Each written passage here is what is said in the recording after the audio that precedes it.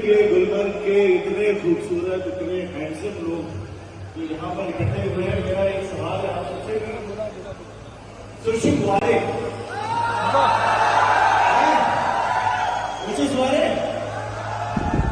मुझे सचमुच आज वैसे तो जाने का बिल्कुल मन नहीं कर रहा, मैं थोड़े वक्त के लिए इस बार आ पाया हूं, पर अभी हूं मैं, अभी काफी समय और बैठूंगा, आप सबके साथ डांस करूंगा, इंटरैक्ट करूंगा, मस्ती करूंगा, ऐसे ही तो नहीं जाऊंगा, सबको मिलके जाऊंगा।